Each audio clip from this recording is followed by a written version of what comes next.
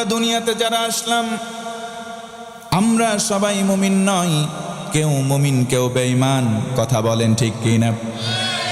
আমরা যারা মুমিন, আমরা যারা ঈমানদার, আমাদের ঈমানটাকে আমরা মজবুত করার জন্য আমল করব 1 2 করে 3টা। জোরে বলেন কয়টা?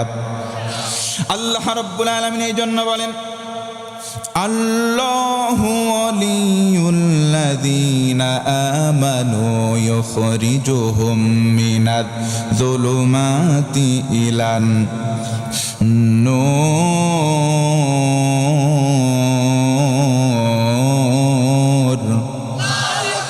আমার আল্লাহ বলেন, ও গোলাম তুমি মুমিন হয়েছ, আমি আল্লাহ বললাম, আমি আল্লাহর এক প্রকার ওয়াদা, আমি আল্লাহ তোমার ওলি হয়ে গেলাম, তোমার বন্ধু হয়ে গেলাম। পড়েন তো সুবহানাল্লাহ।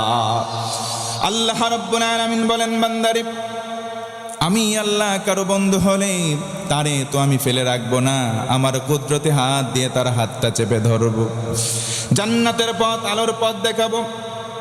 ও মুসলমান বলেন, সেই মুমিনের দলে, সেই ইমানদারদের দলে আমরা অন্তর্ভুক্ত হতে চাই কি চাই না?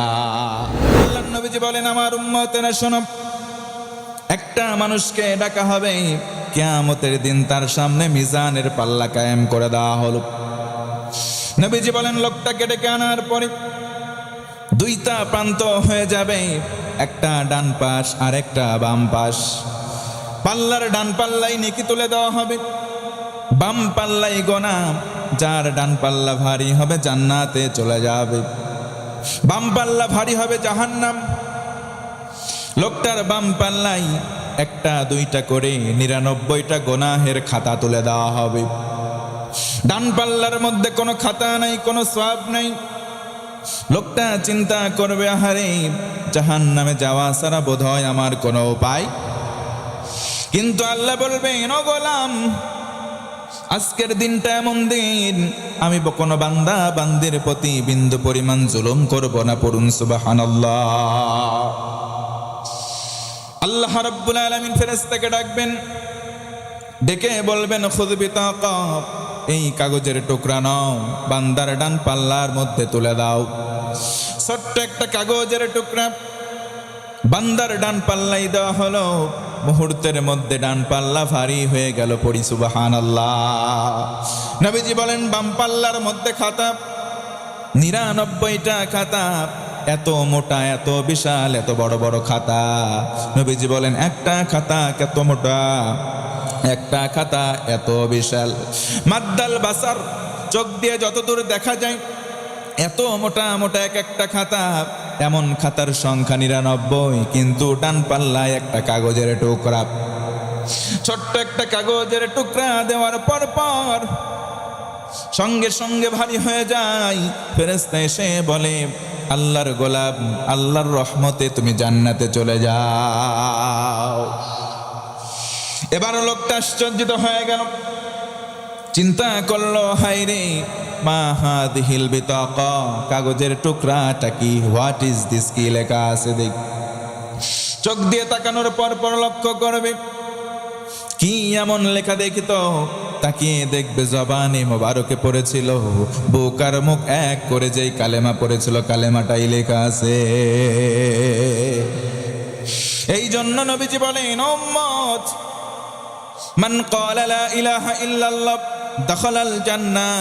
নবীজি বলেন, যারা অন্তর দিয়ে মুখ দিয়ে জবানে বের করবে কালেমা লা ইলাহা ইল্লাল্লাহ, কোন প্রকার শর্ত বাদ দিয়ে, আমার আল্লাহ জান্নাত দেবেন। ও মুসলমান, জানতে চাই এই কালেমা বেশি বেশি পড়ার দরকার আছে না? না। ঈমানটাকে যদি বাড়াতে হয়, ঈমানটাকে যদি মজবুত করতে হয়, কোরআন তেলাওয়াত করব। ও মুসলমান, কোরআন যদি কেউ তেলাওয়াত করে অক্ষরে অক্ষরে 1টা করে নেকি দেওয়া হয়। এই 1টা নেকিকে রাসূল বলেন 10 গুণ বাড়ানো হয়। কমপক্ষে 1টা অক্ষরের বিনিময়ে 10টা নেকি তার আমলনামায় লিখে দেওয়া হয়। পড়েন সুবহানাল্লাহ। এই কোরআন যারা জানে, ও মুসলমান বলেন, যারা জানে না কোরআন জাননেওয়ালা আর যারা জানে না, তারা কি মানের দিক থেকে সমান হতে পারে? আর জোরে বলেন, পারে? কুল হাল ইয়াস্তাবিল্লাযীনা ইয়ালামুনা ওয়াল্লাযীনা লা ইয়ালামুন।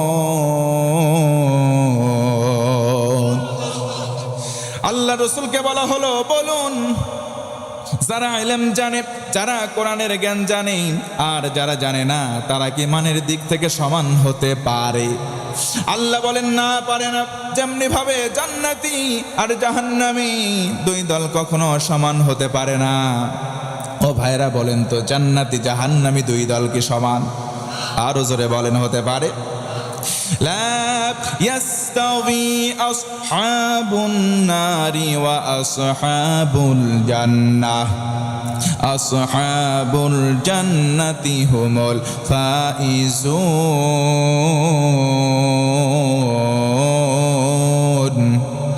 একটু জোর করাই বলেন না আল্লাহু আকবার। আপনারা এত আস্তে বলতেছেন আল্লাহু আকবার। জল ঢাকার মধ্যে যদি দুইজন মহিলার ঝগড়া লাগে, এর চাইতে জোরে আওয়াজ হয়। কথা বলেন না ভাই, একটু জোরে বলেন না আল্লাহু আকবার। আমার বন্ধুগণ, মনোযোগ বাড়ায় দেন। ইমানটাকে মজবুত করার জন্য তিনটা আমল। 1 নম্বর আমল হলো কালেমার মাধ্যমে আল্লাহর স্মরণ করব। 2 নম্বর কোরআন পড়ব। এই কোরআন আল কারীম ইন্নাহু লাকুরআনুন কারীম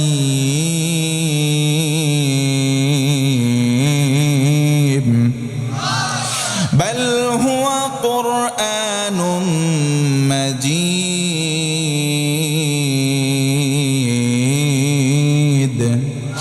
আমার আল্লাহ বলেন, সম্মানের কিতাব নাম হলো কোরআন, মর্যাদা সম্পন্ন কিতাব, তার নাম কোরআন। কোরআন থেকে পড়ার চেষ্টা করব তো ইনশাআল্লাহ।